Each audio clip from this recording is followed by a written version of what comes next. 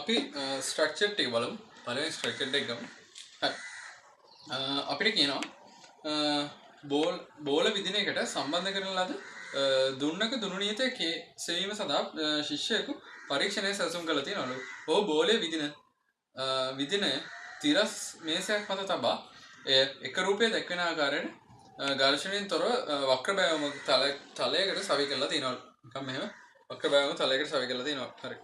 දැන් කියනවා ශිෂ්‍යයා දුන්න ඒ ස්වභාවික දිගේ සිට x දුරකින් සම්පීඩනය කර රූපය පෙන්වන දැක්වෙන ආකාරයට ස්කන්ධ m වන බෝලයක් තැබූ විට ඉක්බිතිව අපේ බෑවුම් තලය දිගේ පෙරලීමකින් තොරව උපරිම සිරස් උසකට ගමන් කරනවලු. ඊට පස්සේ සිරස් උස h මැනීමට ශිෂ්‍යයා නියමාකාරයෙන් ක්‍රමාංකනය කරන ලද බෑවුම් තලය දිගේ ලකුණු කළ පරිමාණයක් භාවිතා කර ඇත කියලා දෙනවා. බෑවුම් තලයේ ලකුණු කර ඇති පරිමාණය කුඩා මිනුම අපේ ගන්න. හරි. ඔයාලට පේන ඇති රූපෙදී අපිට ලං කළා මේ මිනුම් පරිමාණය දීලා තිනවා. එතකොට පරිමාණය එක කොටසක් 10කට බෙදලා තියෙනවා. ඒ කියන්නේ කුඩා මිනුම කීයද? 0.1 සෙන්ටිමීටර කියලා අපිට ගන්න පුළුවන්. හරි. ඒක කෙලින්ම ගන්න පුළුවන්. හරි. ඊට පස්සේ දුන්න x දුරකින් සම්පීඩනය කළ විට දුන්නේ ගබඩා වන විභව ශක්තිය සදා ප්‍රකාශනයක් අපි ලියන්න කියලා තියෙනවා. හරි. එතකොට විභව ශක්තිය සඳහා ගබඩා වෙන ශක්තිය E = භාගයක් kx වර්ගය. හරි. ඒකට කොහොම ලියවනවා? හරි. ඊට පස්සේ C කොටස. දුන්න මුදා හැරීමෙන් පසුව බෝලය h උසකට ළඟා වූ විට එය ලබා ගන්නා ගුරුත්වාකර්ෂණ විභව ශක්තිය U සඳහා ප්‍රකාශනයක් ගන්නවා. හරි සරලයිනේ. U = mgh කියලා ගන්න පුළුවන්. ඊළඟට කියනවා B සහ C ඔබගේ ප්‍රකාශන භාවිත කරලා උස h සඳහා ප්‍රකාශනයක් ගුරුත්වාකර්ෂණ තොරණ මේ ටික භාවිත කරලා ගන්න කියලා දෙනවා. දුන්නේ ගබඩාව මුළු ශක්තිය බෝලය ලබා ගන්න බව උපකල්පනය කරන්න කියලා දෙනවා. හරි. මොකද කරන්නේ? මෙන්න මේ දෙක සමාන කරන්නේ. හරි. ශක්තියන්තයෙන් පහළ තිබෙන ජාල ශක්තිය උඩදී විභව ශක්තිය වල පරිවර්තන අතර භාගයක් kx වර්ගය = mg h කියලා ගන්න පුළුවන්. එතකොට මට ගන්න තිබ්බේ මොකද්ද? ඔව් ඇසුරේ ලබා ගන්න කියලා තිබ්බේ. h සඳහා ප්‍රකාශය. මතර h යුක්ත කරන්න.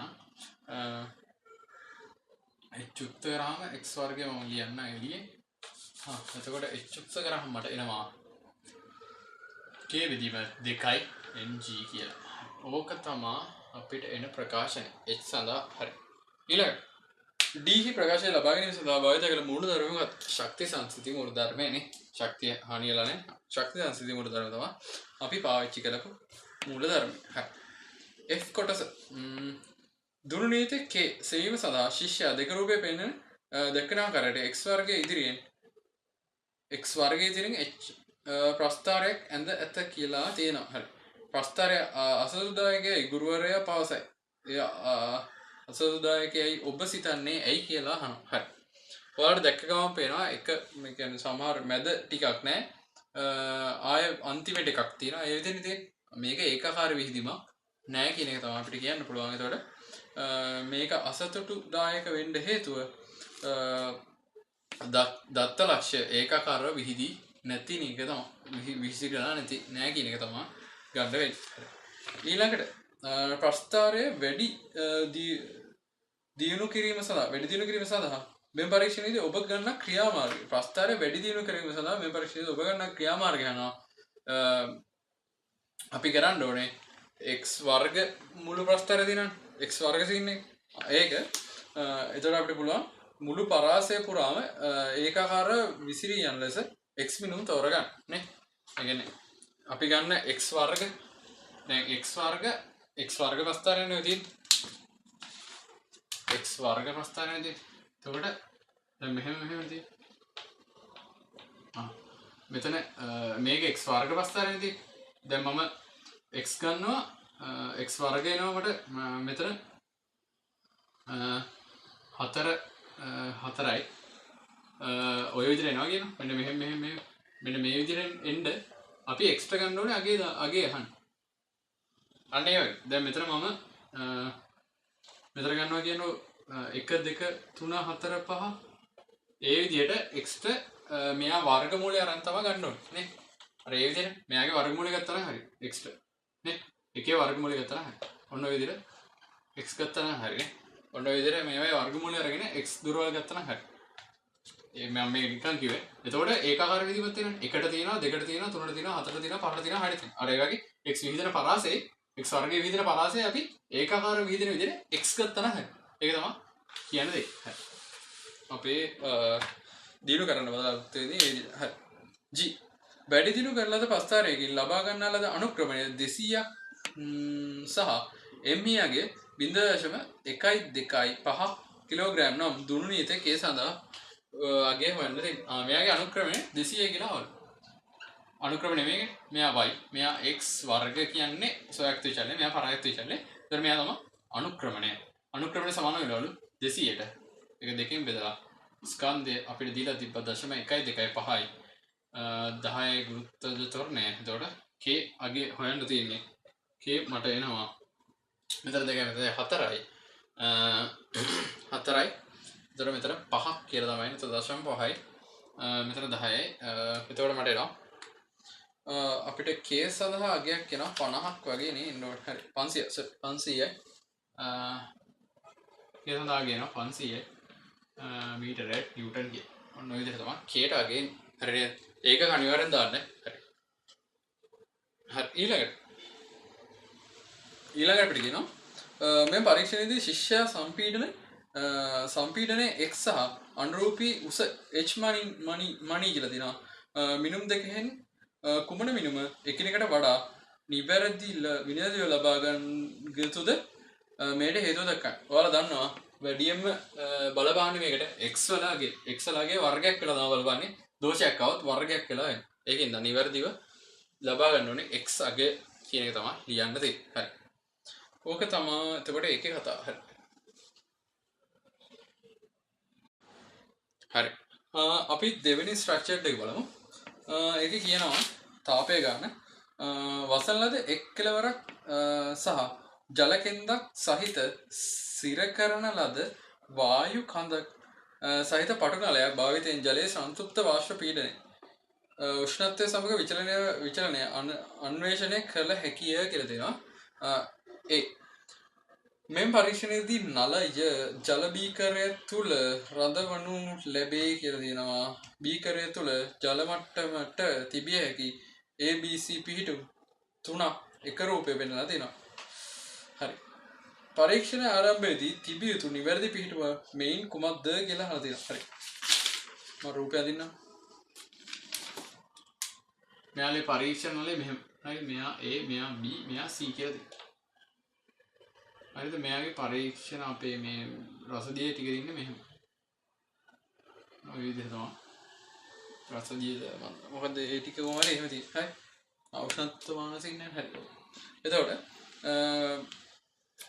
මොකද්ද වෙන්න ඕනේ? මෙතන මේ අපේ ආරම්භයේදී තියෙන්න ඕනේ පරීක්ෂණ ආරම්භයේදී තිබිය යුතු නිවැරදි පිටුව මෙයින් මොකක්ද කියලා අහලා තියෙනවා. හරි. මොකක්ද තියෙන්නේ? ජලය තුළ ජල මට්ටම තියෙනකොට C වල තමයි තියෙන්නේ. B වල තියලා හරියනවා. A වල තියලා හරියනවා. A වල තියලා කොහොමවත් හරියන්නේ මේක සම්පූර්ණයෙන්ම නැහැ දෙන්න තියෙනවා. C වල තියෙන තමයි තියෙන්න ඕනේ. හරි. අපිට හේතුව අහනවා. ඔබේ තෝරාගැනීමට හේතුව දෙන්න. ඉතින් ඔයාලා හිතන්න මුළු පරීක්ෂණය පුරාවට මෙන්න මේ ජල බීකරය තුළ අපේ මේ කෙන්ද තිබ්බ කියලා අපි උපකල්පනය කරන්න ඕනේ. මෙයා මෙතන තිබ්බනම් හිතන්න මෙයා ප්‍රසාරණය කරනවා. ඒතකොට මේකෙන් ටික එළියට යනවා කියනවනේ. එතකොට ජලය තුළ නෙමෙයි ඔක තියෙන්නේ. අන්න ඒක තමයි සීන් එක. ඔයාලා ලියන්න පුළුවන්. මුළු පරීක්ෂණය තුළදීම සිර කරන ලද වායු කඳ ජල මට්ටමට පහළින් තියෙන්න ඕනි කියන එක. හරිනේ. වායු කඳ ප්‍රසාරණය වෙනවා නේ. ඒක තමයි කේස් එක. හරි. ඊළඟට C වල තිබ්බනම් හොඳයි නේ. ඒතර මෙයා ප්‍රසාරණය වෙනවා, මෙයා ප්‍රසාරණය වෙනවා. ඒතකොට එළියට යනවා. හරි. තේරුණානේ? හරි. B මේ පරීක්ෂණාත්මක ඇටව මෙහි අසම්පූර්ණ රූප සටහන දෙක රූපේ පෙන්වලා තියෙනවලු. රූපේ සම්පූර්ණ කරන්න බීකරේ තුල ආයිත්තම් නම් කරන්න කියලා තියෙනවා. හරි. ඒක නම් දන්නවනේ. ඒතර මේකේ අඩු මොනවද? මෙහෙම තියෙනවා. අපේ මොකක්ද අඩු මෙතන? මෙතන අඩු සීන් එක මොකක්ද කියලා නෑ. හරි. පොඩි අඩු සීන්නේ මොකද්ද කියලා අහන්න. එතකොට අපි ගන්නට දාමු. අපේ මෙහෙම තියෙනවා. එතකොට අපේ පරිමාණය තව දාන්න. එතකොට මන්තිය දිය තියෙනවා. කුපිය සම්පූර්ණ වෙන ඉතින් එතකොට නලය උෂ්ණත්වමානය දාන්න ඕනේ. අපේ නලය දාන්න ඕනේ. පරිමාණය දාන්න ඕනේ. පරිමාණයට සෙට් කරලා අපේ නලය තියෙනවා. මේ විදියට. හරි. විදියට නලය තියෙනවා. පරිමාණය තමයි. හරි. ලස්සන නදින්නේ.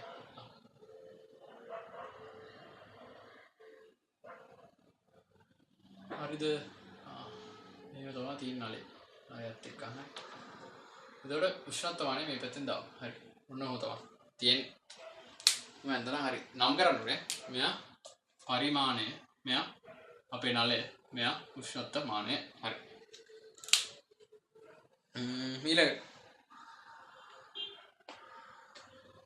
ඊළඟට කියනවා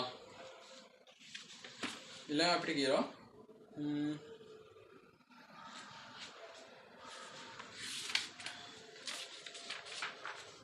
උපකරණය නියමකාරයෙන් ඇට වූ පසු ඔබ ලබා ගන්නා මිනුම් මොනවද මිනුම් ලියා දක්වන්න කියලා දෙනවා. මොකද්ද ගන්නෙ? ජලයේ උෂ්ණත්වය හා ඊට අනුරූප මොකද්ද? වායු කන්දේ දිග කියන දෙක තමයි අපි ගන්න. හරි. ඒක ඒ විදිහට ලියන්න පුළුවන්. හරි. ඊළඟ D කොටස ශිෂ්‍යයා සෙල්සියස් 27 හිදී සහ D සහ 100 කිලෝපැස්කල් වන වායුගෝලීය පීඩනයේදී දිග සෙන්ටිමීටර් 3ක් වූ වායු කඳක් භාවිත කර මෙම පරීක්ෂණය සිදු කරලා තියෙනලු. ජලයේ සංතෘප්ත වාෂ්ප පීඩනය 5ක් කියලා තියෙනවා ඒ වෙලාවේ. හරි.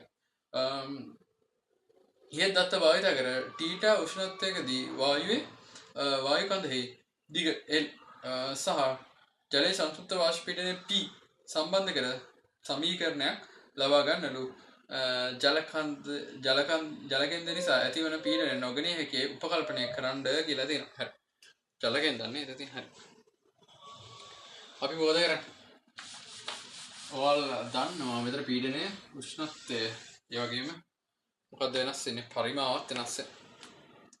ඒතර මට ගන්න වෙන්නේ සංයුක්ත වායු සමනය PV බෙදීම T P1 T1 B1 P2 B2 T. එතකොට මට මුලදී කියනවා පරිමාව උෂ්ණ අපේ මුල් අවස්ථාවේදී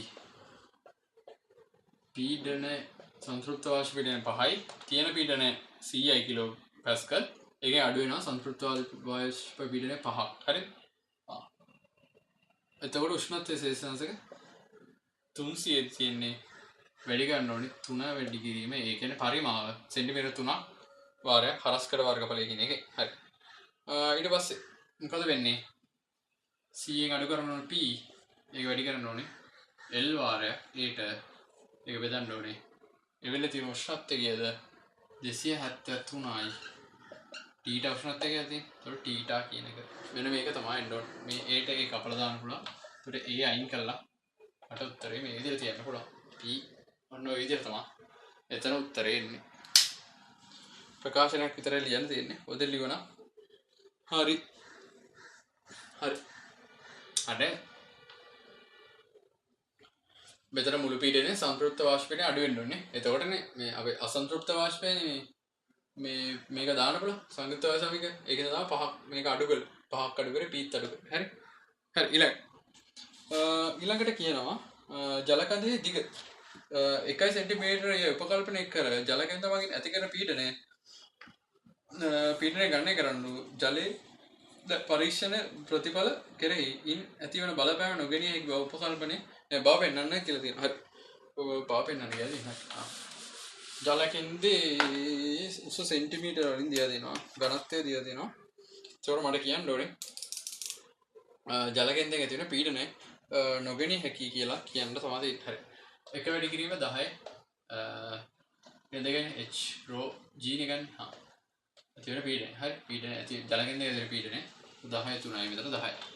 ඒතර ඇති වෙන පීඩනය 10 2යි පැස්කල්. මොකද්ද වෙන්නේ? අපේ පීඩනයම කීයද? 10 5 3යි නේ. මේක කොච්චර පොඩිද කියන්නේ? එතකොට මෙයා නොසලකා හරින එක සාධාරණයි. එතකොට මට මෙහෙම ලියලා කියන්න පුළුවන් මේක නොසලකා හරින එක. නොසලකා හරින්න පුළුවන් මෙයා ගොඩක් විශාල හින්දා මෙයාට වඩා. හරිනේ? 100 කියන පීඩනය ලක්ෂය කියන පීඩනය වලට ගොඩක් අඩු හින්දා අපිට ඒක නොසලකා හරින්න පුළුවන්. හරි. ජල කේන්ද්‍රේ බලපෑමක් නැහැ කියන එක අපිට ගන්න පුළුවන්. හරි. ඊළඟට තවත් ශිෂ්‍යයෙක් එම උපකරණය භාවිත කරලා පරීක්ෂණය සිදු කළ නමුත් ඔහු තුන රූපේ පෙන්වා ඇති ආකාරයට වායු කඳ සිර කර ගැනීමට කුඩා රසදිය පරිමාවක් සහ කුඩා ජල කෙන්දක් භාවිත කළේය කියලා තියෙනවා. මෙම ශිෂ්‍යයා ඔහු විසින් මනින ලද වායු කෙන්දෙහි දිග L θ සමග ප්‍රස්ථාරයේ රූපය ඇඳලා තියෙනවා. මේ θ එකෙහිදී මෙම ප්‍රස්ථාරයේ හැඩෙහි වෙනස් වීමට හේතුව මොකක්ද කියලා අහනවා. ප්‍රස්ථාරය දින කොහොමද දන්නවද? ප්‍රස්ථාරය දින මෙහෙම. මෙහෙම තමයි දිගදී. හරි. එතන θ එක. හරි. එතන උෂ්ණත්වයක් 80ක් කියලා දෙනවා. හරි. ඔය විදිහට තමයි මෙයා L මෙයා θ. ඔන්න ඔය විදිහට තමයි වෙනස් වෙලා තියෙන්නේ. හරි. මෙයා රසදිය කඳ දාලා තින්නේ ජලයට පහළින්. හරි. මොකද්ද කියන්නේ? මෙයා θ එකෙහිදී ප්‍රස්ථාරයේ හැඩේ වෙනස් වීමට හේතුව මොකක්ද අහන්නද? මෙන්න මේ මෙතනදී ප්‍රස්ථාරයේ හැඩේ වෙනස් වීමට හේතුව මොකක්ද කියලා තමයි මේකදී අහන්නේ. එතකොට මොකද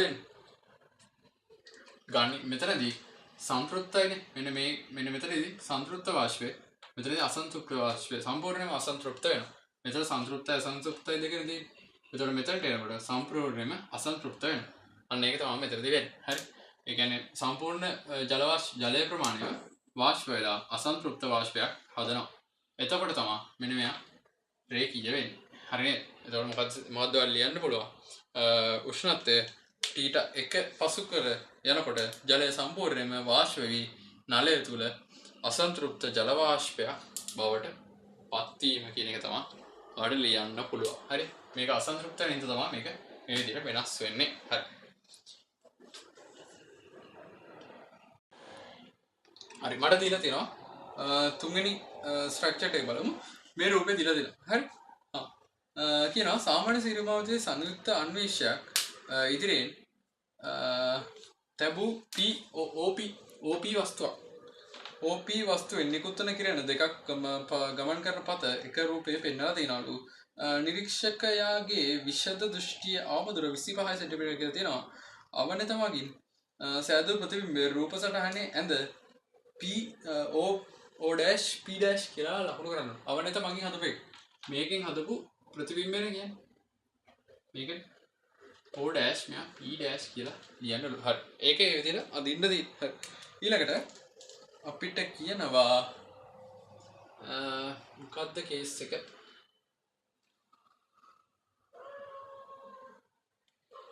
ඊළඟට කියනවා අන්වීක්ෂය මගින් සෑදෙන සාධන අවසාන ප්‍රතිබිම්බය ඇඳ OP O P කියලා තමයි. මේ අන්වීක්ෂයෙන් සෑදෙන අන්තිම ප්‍රතිබිම්බය. මොකද කොහොමද දෙන්නේ? මෙන්න මෙයාලා දෙපැත්තට මේ ප්‍රතිපස්සට යවන්න දී.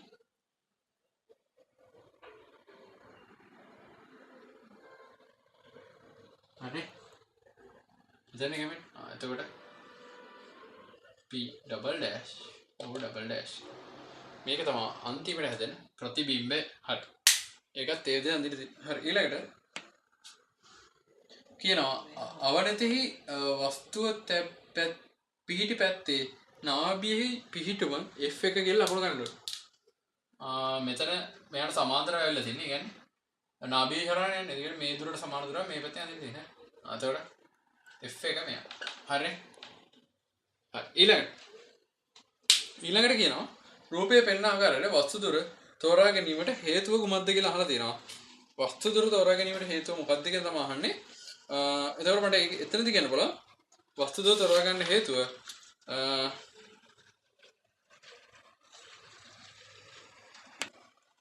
ඒ විදිහට වස්තු දුර තෝරා ගන්න හේතුව තමයි මෙන්න මෙයා මෙතන තිබ්බොත් මොකද වෙන්නේ? මෙයා තාත්වික ප්‍රතිබිම්බයක් අතරමැදියේදී හදනවා. හැබැයි මෙහෙ තිබ්බොත් මෙයා මෙහෙ තිබ්බොත් ආතාත්වික ප්‍රතිබිම්බයක් තමයි හදන්නේ. ඒතර මෙතනදී කරන්න ඕනේ මේ තාත්වික ප්‍රතිබිම්බයක් අනිත් පැත්තේ හදාගන්න එක. මේ දෙන අතරමැද තාත්වික ප්‍රතිබිම්බයක් හදන්න තමයි මෙයා මෙහෙ තිබ්බේ. හරි.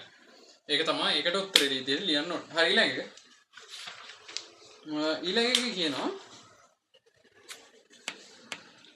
D ඇස උපනතට ඉතා ආසන්නයෙන් තබා ඇත උපකල්පනය කර උපනතෙහි නාබිදුර 5 සෙන්ටිමීටර් වේ කියලා තියෙනවා. උපනතේ සිට අවනතේ ප්‍රතිබිම්බයට ඇති දුර OB කුමක් විය යුතුද කියලා අහලා තියෙනවා.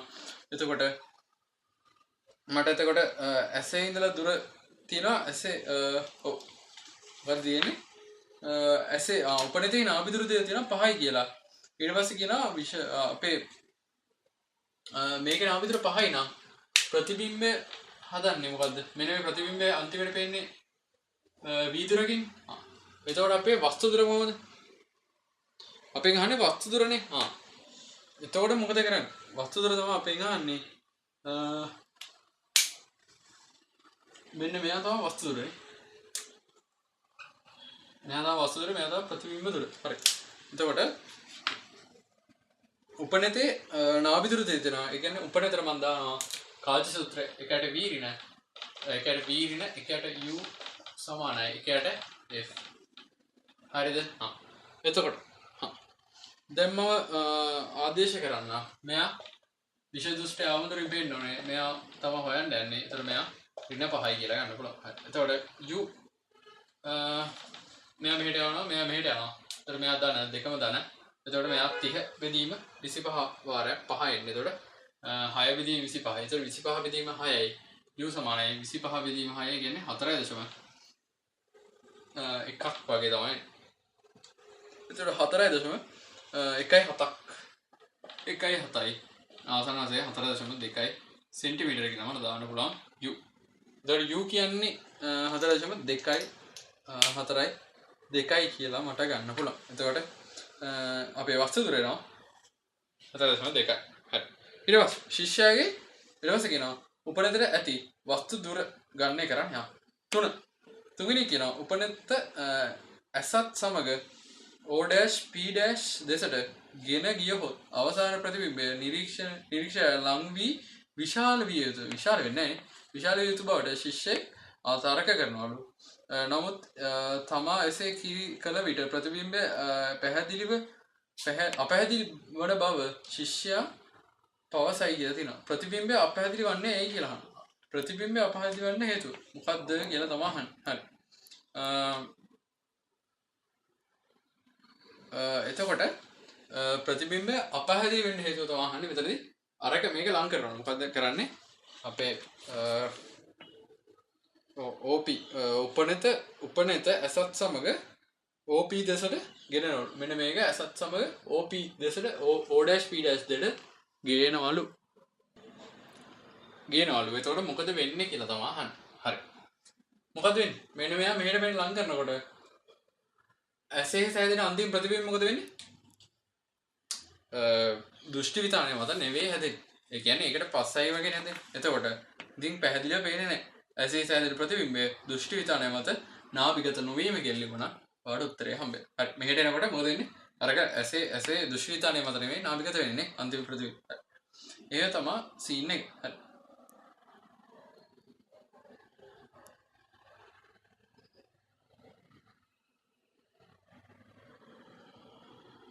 ඊළඟ මොකද්ද?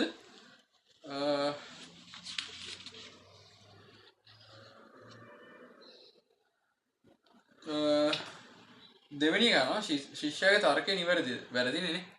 ශිෂ්‍යයාගේ තර්කය වැරදි. එතකොට එයා කියන්නේ u මොකද්ද අපේ එයා ලං කරන්න මෙයා විශාල වෙනවා කියලා කියන්නේ. ඔව් නිරීක්ෂකයාට ලං වී විශාල වී යුතු බව ප්‍රතිබිම්බය විශාල වෙනවා. ලං වෙනවා තමයි විශාල වෙනවා කියලා තමයි කියන්නේ. උපනිත මෙන්න මෙහෙට ගෙනියන්න මොකද වෙන්නේ? වස්තු දුර අඩු වෙනවා. වස්තු දුර අඩු වෙනවා කියන්නේ ප්‍රතිබිම්බ දුරත් අඩු වෙනවා. ඒතර අවසාන ප්‍රතිබිම්බය හැදෙන ඇසේ හැදෙන්නේ 25ට වඩා මොකක් දුරින්? අඩු දුරකින් තමයි හැදෙන්නේ. එතකොට තමයි දෘෂ්ටි විතානය මත ප්‍රතිබිම්බය නැත්තේ. ඒක තමයි අපැහැදිලිව වෙන්නේ. හරි. එතකොට ඊට පස්සේ ඊළඟට අහනවා සංයුක්ත අන්වීක්ෂය සඳහා කෙටි නාභිය දුරක් සහිත අවනතක් තෝරා ගැනීමට හේතුව මොකක්ද කියලා අහනවා. මොකද කෙටි නාභිය දුරක් කියන්නේ මේ මෙන්න මේක කෙටි කියන එක. දැන් මෙහෙම තිබ්බොත් නාභිය මෙහෙ වගේ තිබ්බොත් වස්තුව තියනවනේ මෙහෙන්නේ. ඒ අතරමැද තාත් එක ප්‍රතිබිම්බයක් හදන්න. මෙහෙන් තිබ්බොත් නාභිය මෙහෙනම් වස්තුව තියනවනේ මෙහෙ. හරිද? ඒතර වස්තුව දුර වැඩි. ඒ කියන්නේ මෙයාගෙන් එන කිරණ ප්‍රමාණය අඩු වෙනවා වගේ. ඒතර දීප්තිය අඩු වෙනවා. දීප්තිය වැඩි කරගන්න තමයි මෙන්න මෙයා ළඟින් තියලා තියෙන්නේ. ඒ කියන්නේ නාභිය අඩු එකක් අරන් තියෙන්නේ දීප්තිය වැඩි කරගැනීමට කියන එක ලිව්වනම් හරි. වස්තුවෙන් අඩු ආලෝක ප්‍රමාණයක් අවනතට ඇතුළු වී අවසාන ප්‍රතිබිම්බය වඩා දීප්තිමත් වීමට කියලා ලිව්වනම් හරි. ඊළඟ කොටුරුල් කඩදාසියක් තියනලු. කොටුරු කඩදාසිය ආසන්නයේ සරල අනිශ්චයක් ලැබුව විට පෙනෙන ආකාරය දෙක රූපේ වෙනලා තියෙන කාශයේ විශාලන බලය ලියන්න කියලා තියෙනවා. හරි. එක කොටුවක් බලද්දි කොටුව ලොකු වෙලා පේනවලු. හරි. ඉතින් ලොකු දෙයක් නෑ. මොකද වෙලා තියෙන්නේ? එක කොටුවක් කොටු 3ක දිගකින් වෙනවා. ඒ කියන්නේ එක් කොටුව එකක් මෙහෙමනේ. එක කොටුවක් මෙහෙම පේන්නවනේ. දැන් මොකද වෙන්නේ? කාචෙන් බලපුවාම මෙන්න මෙහෙම වෙලා. හරි. වටේ තියෙනවා ඇත්ත කොටු ගන්න. ඇත්තම කොටු වල සයිස් එක වටේට තියෙනවා. අන්න ඔහොමනේ. හරියට අදින්න.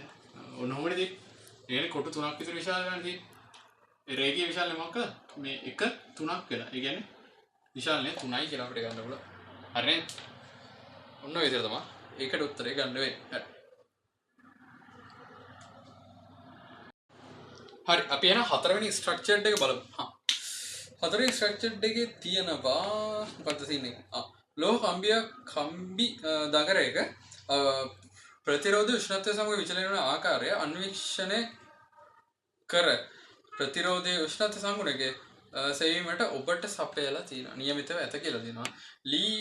ලී දණ්ඩක එතීමෙන් දඟරේ සාදා ඇත්තේ කිසිම වට දෙකක් එකිනෙකට නොගෑවෙන විදිහට. දඟරේ ප්‍රතිරෝධය මැනීම සඳහා වින්ස්ටන් සේතුවක් භාවිත කරනවා කියලා කියනවා. ඊට පස්සේ පළවෙනි එකේ කියනවා දෙන ලද උෂ්ණත්වයකදී කම්බියේ ප්‍රතිරෝධය දෙනු ලබන්නේ RT සමානයි θ නෝට් වාරයක් එක දන ඇල්ෆා θ කියන එක අපි දන්නවා ඉතින්. යන සමීකරණය මගින් ඊ කියලා දෙනවා. මෙහි සෑම සංකේතයකටම සුපුරුදු තේරුම් ඇත කියලා දෙනවා. සංකේතය හඳුන්වන්න කියලා දෙනවා. RT සමානයි θ නෝට් වාරයක් එක දන ඇල්ෆා θ. හරි. එතකොට මොකද්ද මේක අහන්නේ? මෙන්න මේ සංකේත ටික හඳුන්වන්න කියලා තියෙන්නේ. එතකොට මොකද්ද ගන්න ඕනේ? RT මොකද? උෂ්ණත්වයේ θ හිදී ප්‍රතිරෝධය θ නෝට් R නෝට් කියන්නේ උෂ්ණත්වයේ සෙල්සියස් අංශක බිඳුවේදී අපේ මොකද්ද? ප්‍රතිරෝධය ඇල්ෆා කියන්නේ ප්‍රතිරෝධයේ උෂ්ණත්ව සංගුණකය. θ කියන්නේ මොකද්ද? උෂ්ණත්වය සෙල්සියස් වල. ඔන්න ඔය විදිහට ලියවන ලකුණු හම්බෙනවා. හරි. ඊළඟට මේ පරීක්ෂණය සඳහා භාවිත කළ ඇටවුම් අසම්පූර්ණ දල රූප සටහනක් තියෙනවා. 1 2 3 ආයිත්තම් මොනවද කියලා අහන්න. එක මොකද්ද? එක අනිවාර්යෙන් මොකක් වෙන්න ඕනද? ඔය කම්බි දෙක යන්නේ වින්ස්ටන් සේතුවට. ඒක තේරෙනවනේ. ඊට පස්සේ දෙවෙනි එක මොකද්ද? දෙවෙනි එක මේ කැලරිමීටරද? නෑනේ. කැලරිමීටරයක් ගන්න බෑ. භාජනයක් නිකන් භාජනයක් කියලා තමයි ගන්න. හරි. බීකරයක් කියලා ගත්තා නම් හරි.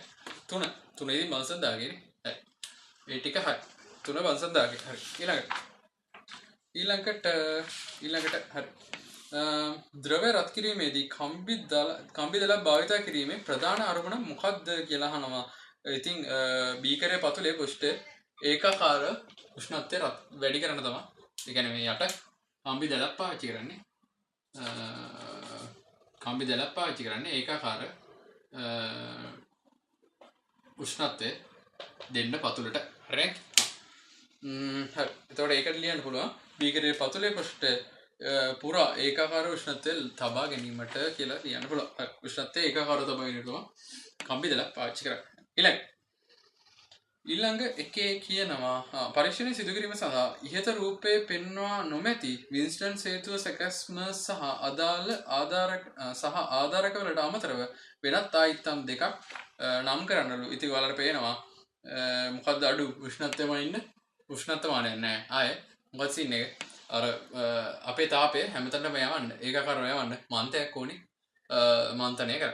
අන්න ඕක තමයි අඩු දෙක උෂ්ණත්ව මානයකුයි මන්තයකුයි අඩුයි කියන එක තමයි කියන්නේ. හරි. ඊළඟට අපි අහනවා විල්ස්ටන් සේතු සැකැස්ම භාවිතා කරන විට දඟරය හරහා ධාරාවක් ස්ථාපනය කළ යුතු අතර එම ධාරාව මිනුම්වල නිරන්තරතාව බලපෑ හැකි බව සිසුවෙකු තර්ක කරයි. එම තර්කය හා ඔබ එකඟ වන්නේද? මොකක්ද කියන්නේ? පොඩෙන්න එකට කලින් එකක් මගහැරන්නේ. හා සීකොටස මෙම පරීක්ෂණයේ ද්‍රව්‍ය ලෙස ජලය වෙනුවට පොල් තෙල් භාවිත කිරීමට තීරණය කර ඇත. මෙම තීරණය සඳහා විද්‍යාත්මක හේතු දෙකක් දෙන්න කියලා තියෙනවා. පොල් තෙල් ජලය පාවිච්චි කරොත් මොකද වෙන්නේ? ජලය පාවිච්චි කරොත් මොකද වෙන්නේ? මේක අදින්න කොහොමද තිබ්බේ? මෙහෙම තිබ්බේ. අපේ මෙහෙම තියෙනවා. මෙන්න මෙහෙම වයර් දෙකක්. මොකද වෙන්නේ ජලය පාවිච්චි කරොත්? මෙයා ලුහුවත් වෙනවනේ. ජලය තාප සන්නයනය කරන මේ විද්‍යුත සන්නයනය කරන. එතකොට මේ දෙන්න ලුහුවත් වෙන සීන් එකක් තියෙනවා. එතකොට තාපේ එතකොට විද්‍යුත් සන්නයනය නොවන එකක්. ඒතර පොල් තෙල් අඩු විද්‍යුත් සන්නයනය තමයි තියෙන්නේ. ඒකින්ද ජලයට වඩා අපිට ගන්න පුළුවන් පොල් තෙල් ගන්න එක තමයි හොඳ. හරි. ඒ වගේම පොල් තෙල් වල මොකද්ද? තාපාංකය මොකක් වෙනවද? තාපාංකය ඉහළ අගයක් වෙනවා. එතකොට තාපාංකය ඉහළ අගයක් වෙන හින්දා පරීක්ෂණයේ උෂ්ණත්වය පරාසය දිගු කරගන්න හැකියාව ලැබෙනවා. ඒ කියන්නේ අපි කරන උෂ්ණත්ව පරීක්ෂණය කරන උෂ්ණත්ව පරාසය වැඩි කරගන්න පුළුවන්. මේකේ තාපාංකය වැඩි එකනේ. ඒකයි අරකයි තමයි. හරි. අරක කිව්වේ මොකද්ද? විද්‍යුත් සන්නයතාව අඩුයි. ඒ වගේම තාපාංකය වැඩි කියන දෙක තමයි ලියන්න දෙන්නේ. හරි. ඊළඟට අපෙන් අහුවා මොකක්ද ඇහුවේ? මෙයා තර්කයක් ඉදිරිපත් කරනවා ධාරාව බලපානවද නැද්ද කියලා නේ. බලපෑ හැකි බව තර්කයක් ඉදිරිපත් කරනවා. ඔව්. තර්කයක් ඉදිරිපත් කරනවලු. ඉදිරිපත් කරනවා කියලා තමයි කියන්නේ. මොකක්ද කියන්නේ? ඔව්නේ. ඇත්තටම ධාරාව යන හින්දා මොකද වෙන්නේ? කම්බිය රත් වෙනවා නේ. කම්බිය රත් වෙලා උෂ්ණත්වය වඩා වැඩි වීම වෙන්න පුළුවන් නේ. අන්න ඒක තමයි මොකද්ද කරන්න තියෙන්නේ. ඒතර උෂ්ණත්වය ඒක ඇත්තටම බලපෑමක් වෙනවා. මොකද වෙන්නේ? ධාරාවේ කම්බිය හරහා ධාරාව යනකොට උෂ්ණත්වය වැඩි වෙලා ඒ උෂ්ණත්වය වැඩි වීම බලපෑමක් වෙන්න පුළුවන්. එන්න ඒක තමයි ලියන්න වෙන්නේ. ඊළඟට උෂ්ණත්වය සමග දඟර ප්‍රතිරෝධයේ අපේක්ෂිත විචලනය පෙන්වන ප්‍රස්ථාරයක දල සටහන අඳින්නලු ඉහත එහි හඳුන්වන ලද අදාළ සංකේත යොදා අක්ෂ ලකුණු කරන්න කියලා තියෙනවා. හරි. මොකද්ද සීනේ? ඔයාලා දන්නවා මෙන්න මේ වගේ ප්‍රස්ථාරයක් කොහොමද අදින්නේ? r θ. දැන් මොකද්ද වෙනස් වෙන්නේ? උෂ්ණත්වය. r alpha θ. ධන t y සමාන mx ධන c ආකාර ප්‍රස්ථාරයක්. තමයි. හරිනේ. y සමාන mx ධන c ආකාර ප්‍රස්ථාරයක් අඳින්න විදිහ දන්නවනේ. හා. මෙතන r not ඕම් වලින් මෙයා සෙල්සියස් වලින්. y සමාන mx ධන c ආකාර ප්‍රස්ථාරයක් මේ විදිහ තමයි අඳින්න. ඒතකොට ඔය විදිහ ප්‍රස්ථාරයක් තමයි ඉන්න ඕනේ. හරි. ඔන්න ඔය විදිහ ප්‍රස්ථාරයක් ආවම වාට ලකුණු හම්බෙනවා. හරි. ඊළඟට අපෙන් අහනවා ප්‍රස්ථාරයේ උකහාගත හැකි රාශි මගින් ප්‍රතිරෝධී උෂ්ණත්ව සංග්‍රහය ගන්න කොහොමද කියලා අහනවා. ප්‍රස්ථාරයේ උෂ්ණත්ව ප්‍රතිරෝධී උෂ්ණත්ව සංග්‍රහයේ අනුක්‍රමණය තියෙනවානේ. කොහොමද ගන්නේ? අනුක්‍රමණය කියන්නේ r not alpha ඒක බෙදනවා r not ගෙන් හරි. ආ ඒ කියන්නේ c ගෙන් බෙදනවා හරි. ඒ කියන්නේ මට alpha එනවා අනුක්‍රමණය බෙදීම අන්තක්ඛණ්ඩේ වල්ලියන්න alpha සමානයි අනුක්‍රමණය බෙදීම අන්තක්ඛණ්ඩය කියලා. හරි. ඔය විදිහට තමයි ඒකට උත්තර ගන්න වෙන්නේ.